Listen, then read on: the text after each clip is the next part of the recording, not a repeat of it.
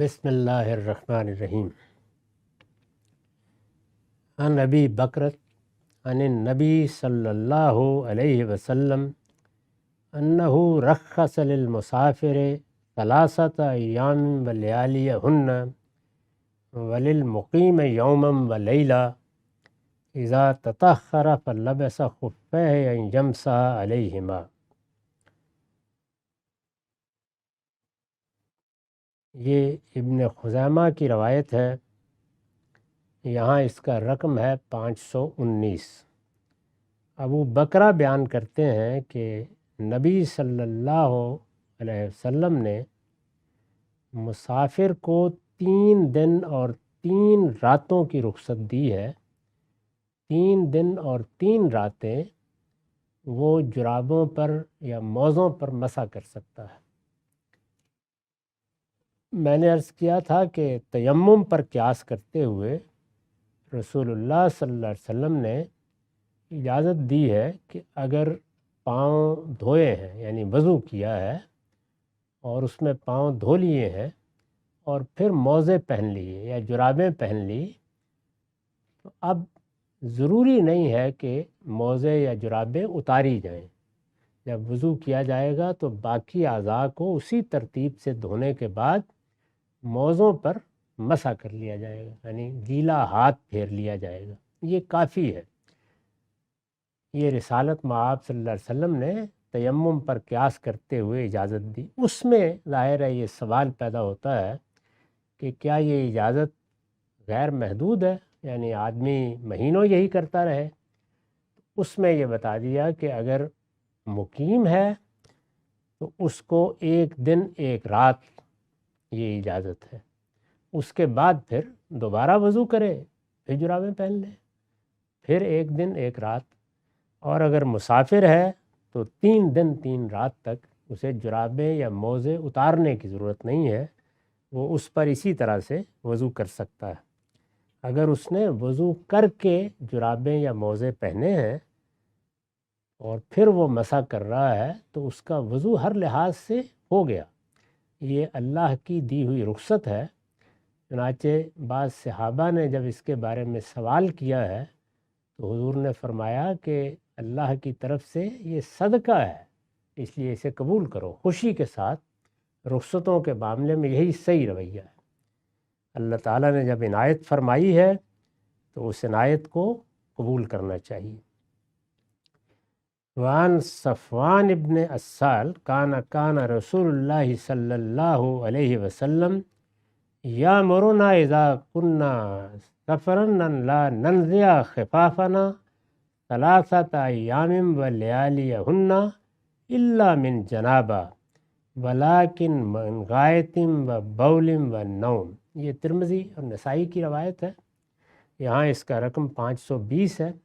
مضمون وہی ہے لیکن اس میں ایک اور وضاحت ہو گئی ہے۔ رسول اللہ صلی اللہ علیہ وسلم نے یہ کہتے ہیں کہ ہمیں یہ ہدایت کر رکھی تھی کہ جب ہم سفر میں ہوں تو ہمیں موزے اتارنے کی کوئی ضرورت نہیں ہے۔ 3 دن 3 راتیں ہم ان کے اوپر مسح کر سکتے ہیں، وضو ہو جائے گا، لیکن یہ صرف اس صورت میں جب کہ بول و براز کیا ہو یا وضو کے نواقص میں سے کوئی چیز پیش آئی ہو۔ اگر جنابت لاحق ہو گئی ہے تو پھر نہیں۔ تو اس میں یہ وضاحت کی گئی ہے، اس لیے کہ جنابت پر غسل فرض ہوتا ہے، اس کے کچھ الگ آداب ہیں۔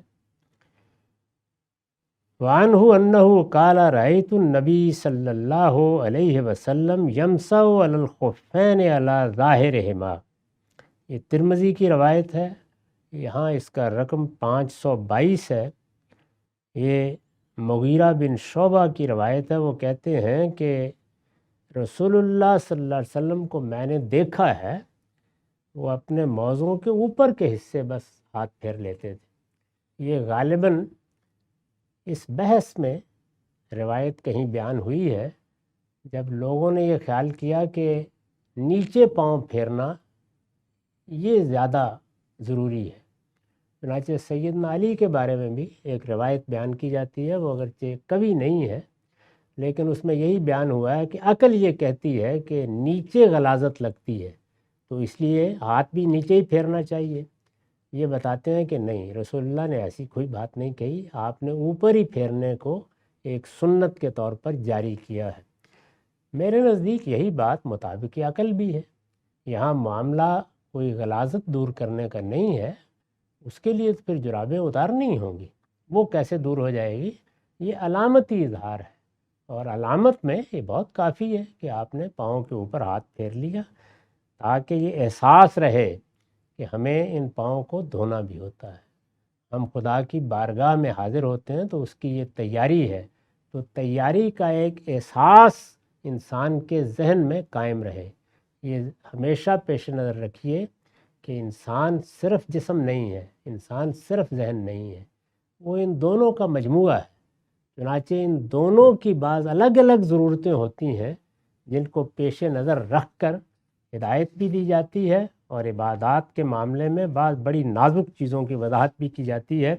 اسی کی مثال وہ بھی ہے جب ہوا خارج ہوتی ہے تو ہمیں وضو کرنے کے لیے کہا جاتا ہے، اس سے کوئی غلاظت نہیں لگ جاتی جسم کو، لیکن احساس پاکیزگی ختم ہو جاتا ہے، لہذا اس احساس کو قائم رکھنے کے لیے وضو کر لینا چاہیے، اور اسی لیے اس کو لازم کر دیا گیا۔ اب تیمم کا باب شروع ہو رہا ہے۔ عن حذیفۃ قال قال رسول اللہ صلی اللہ علیہ وسلم فضلنا علی الناس بثلاث جعلت صفوفنا کا صفوف الملائکہ وجعلت لنا الارض کلها مسجدا وجعلت تربتها لنا طہورا اذا لم نجد الماء۔ مسلم کی روایت ہے، یہاں اس کا رقم 526 ہے۔ حذیفہ بیان کرتے ہیں رضی اللہ عنہ، کہتے ہیں کہ رسول اللہ صلی اللہ علیہ وسلم نے فرمایا، ہمیں یعنی میری امت کو، ہم مسلمانوں کو جو رسالت مآب پر ایمان لا کے اس دین میں داخل ہوئے ہیں، 3 باتوں میں بڑی فضیلت حاصل ہے۔ وہ 3 باتیں آپ نے یہ بیان فرمائی کہ ہمیں جس طرح صف باندھ کر اللہ کی عبادت کرنے کی ہدایت کی گئی ہے، مسجدوں میں جس طریقے سے ہم صف بندی کرتے ہیں، اس میں ہم ملائکہ سے مشابہ ہو گئے۔ ملائکہ بھی اسی طریقے سے اللہ کی تسبیح و تقدیس صف بندی کر کے کرتے ہیں۔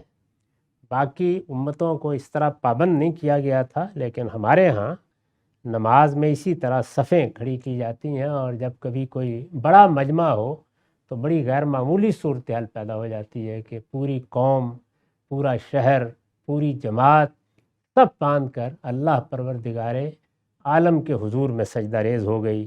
تو اگر اس وقت آپ دیکھیں کہ سب سجدے میں جا رہے ہیں، سب رکوع میں جا رہے ہیں، سب قیام میں کھڑے ہیں، تو ایک بڑا دل نواز منظر پیدا ہوتا ہے۔ فرمایا یہ ملائکہ سے مشابہت ہے۔ دوسری یہ کہ ہمارے لیے پوری زمین کو مسجد قرار دے دیا گیا ہے۔ اس سے پہلے ہمیں معلوم ہے کہ معبد میں جا کر ہی نماز پڑھی جا سکتی تھی، بنی اسرائیل کو اسی کا پابند کیا گیا تھا، یعنی وہ کسی اضطرار ہی میں گھر میں نماز پڑھ سکتے تھے، اور پھر یہ کہ معبد کے لیے بھی جگہ اللہ تعالیٰ کی طرف سے مقرر کی جاتی تھی۔ ہمارے لیے پوری زمین مسجد ہے، جہاں مسجد بنانا چاہیں مسجد بنا لیں، جہاں مصلی بنانا چاہیں مصلی بنا لیں، جہاں سجدہ ریز ہونا چاہے سجدہ ریز، تو ساری زمین مسجد قرار دے دی گئی۔ اور تیسری یہ کہ ہمارے لیے مٹی کو پاکیزہ قرار دے کر اگر پانی نہ ہو تو اجازت دے دی گئی کہ تیمم کر لیا کر۔ تو یہ رخصتیں ہیں، یا اللہ تعالیٰ نے کچھ وسعت فرمائی ہے کہ اب قیامت تک کے لیے پیغمبروں کی براہ راست ہدایت لوگوں کو حاصل نہیں ہوگی، چنانچہ لوگ جس طرح کی تمدنی صورتحال سے دوچار ہوں گے، جیسے قدیم زمانے کی بجائے نئی دنیایں، نئی تہذیبیں، نئے شہر آئیں گے، اس میں ان کے لیے کوئی رکاوٹ پیدا نہ ہو، تو یہ سہولتیں بھی فراہم کی گئی ہیں، اور اس طرح ان معاملات میں ہمیں فضیلت بھی دی گئی ہے۔ وآخر دعوانا الحمدللہ رب العالمین۔